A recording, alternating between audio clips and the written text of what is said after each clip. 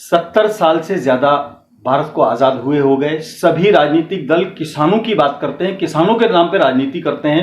इंदिरा जी के टाइम में बहुत बड़ी रैली हुई, आज भी हो रही है, सब चीजें हो रही है। किसानों के संगठन अगर बात करें अनगिनत बने हुए हैं। आपने भी एक बात कही कि 5 स्टार होटल में 500 रुपए का चाय का कप है, 450 रुपए गन्ने का रेट है, 1 क्विंटल का। 1 क्विंटल गन्ने का रेट बनाम 1 प्याली चाय। क्या आप इसको बैलेंस करने के लिए कुछ करेंगे या सिर्फ जबानी जमा खर्च है, गन्ना किसानी, गन्ना राजनीति के नाम पर?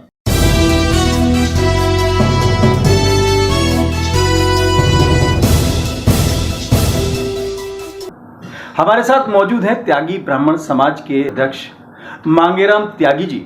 ये कहते हैं कि मैं नॉन पॉलिटिकल हूं, लेकिन राजनीति से शायद बाज नहीं आएंगे।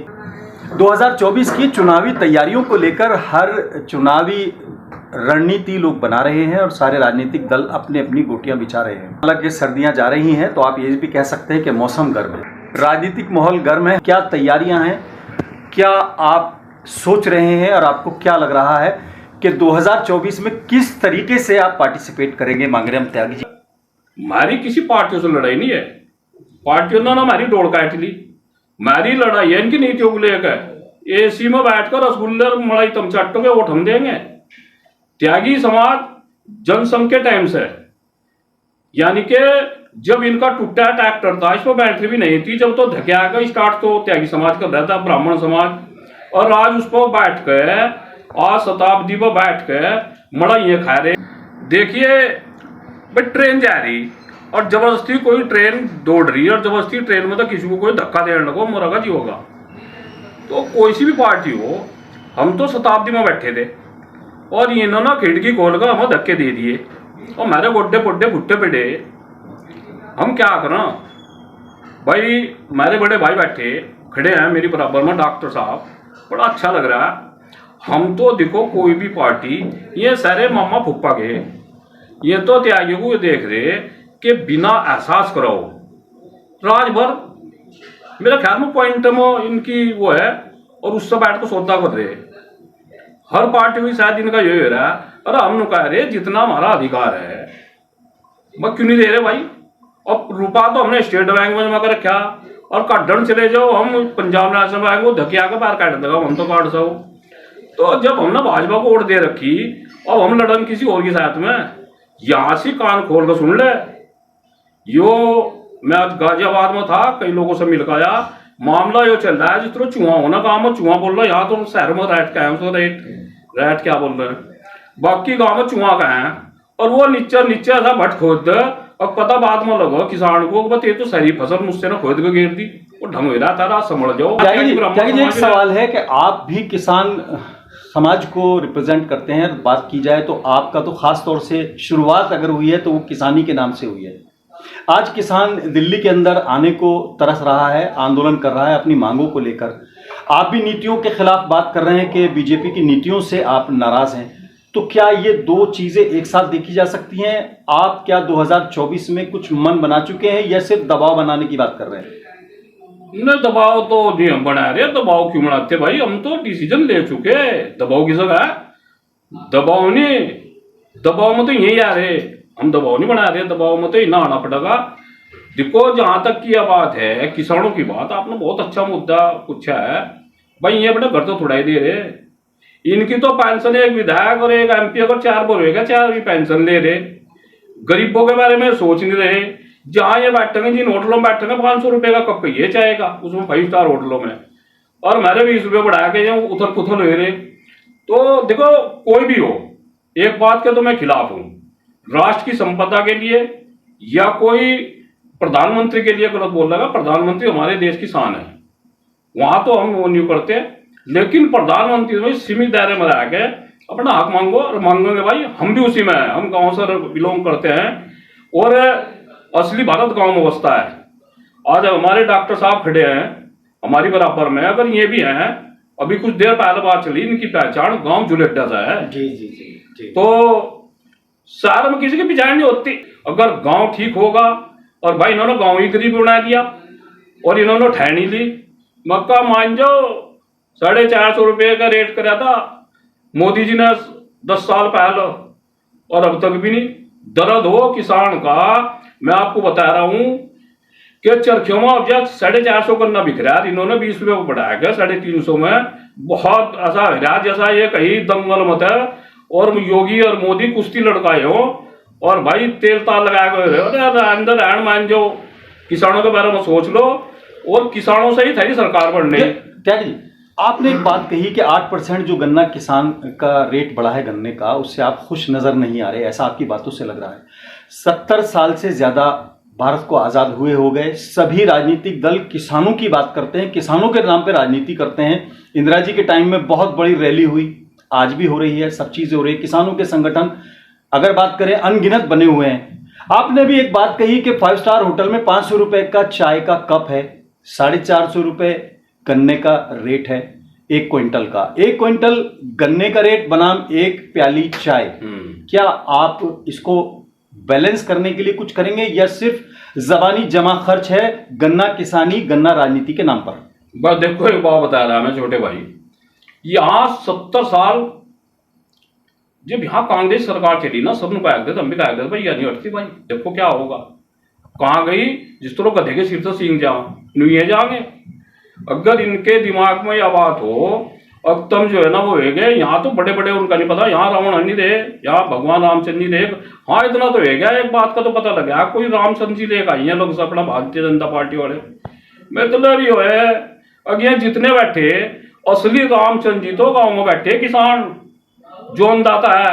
और मैं तो ये कह रहा खुले मन से कह रहा, सुन लियो भाई कान खोल को भारतीय जनता पार्टी वालों, अपना ही अपनी इतिहास अपनी हिस्ट्री दे दो हमें ठहक।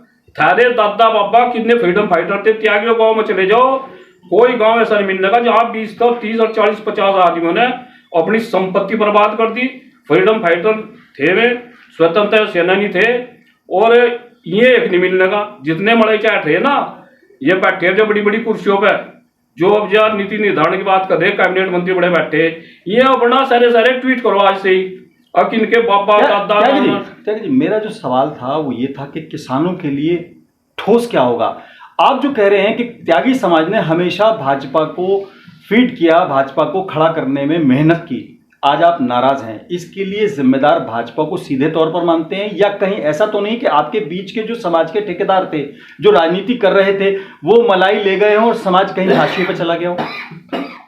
यह भाजपा ऑस्ट्रेलिया तो है ही नहीं, यही रुक के तय थे भाई। अभी 10 साल पहले किसानों का गन्ना भी 450 रुपये कहाँ चले गए, एल्प्रेक्स की गोली खा लीगा, नशे में आ गएगा भाई। ये तो ऐसा देख देख कर किसानों कर लो अपनी थारा मामला उल्टा होने लग रहा है भाई। इसमें तो भाजपा ही जिम्मेदार है।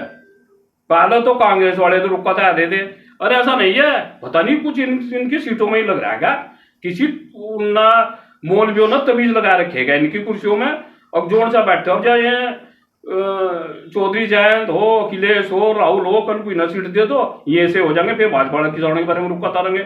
यानी आपको लगता है कि बदलाव की बात 2024 में आप लोग करेंगे सीधे तौर पर, या उसी बहाव में बहेंगे? देखो ना तो कोई अब जा हिंदू मुस्लिम सिख ईसाई सब भाई हैं। मैं पीछे कोरोना में बीमार हो गया था, रिश्तेदारों का पता नहीं लगा था कहाँ गए।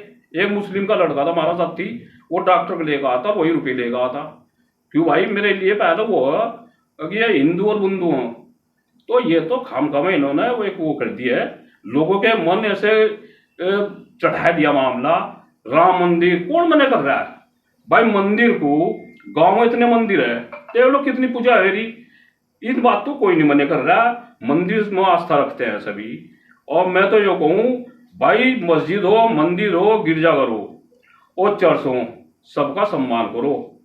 नदी जो है ना, सुन लो कान खोल कर, नदी पूरे देश में बह रही जाएगा, समुद्र में पड़ा, रास्ता सबका एक हो, ऊपर ले बढ़ेगा। नदी सबको पानी देती है। मैं इसी सिलसिले को आगे बढ़ाते हुए डॉक्टर बीपी त्यागी से बात करना चाहूँगा, हमारे साथ मौजूद है। सौभाग्य है हमारा कि डॉक्टर बीपी त्यागी जी भी हमारे साथ फिलहाल मौजूद हैं।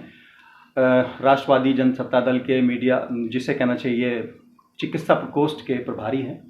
डॉक्टर साहब, कुछ दिन पहले आप आरोप लगा रहे थे कि जो एम्बुलेंसेज हैं वो प्राइवेट हॉस्पिटल्स को ले जाने के लिए एक तरह से रेफरल सिस्टम बन गए हैं। आपके आरोप चले भी हैं, आपने उसकी शिकायत भी भेजी है। आज एक खबर गोरखपुर से आई है, वहाँ पर कुछ लोग अरेस्ट हुए हैं और उन पर आरोप यह है कि वो उन एम्बुलेंसेज के जरिए सरकारी अस्पताल बीआरडी कॉलेज में आने वालों को प्राइवेट हॉस्पिटल्स में ले जा रहे थे।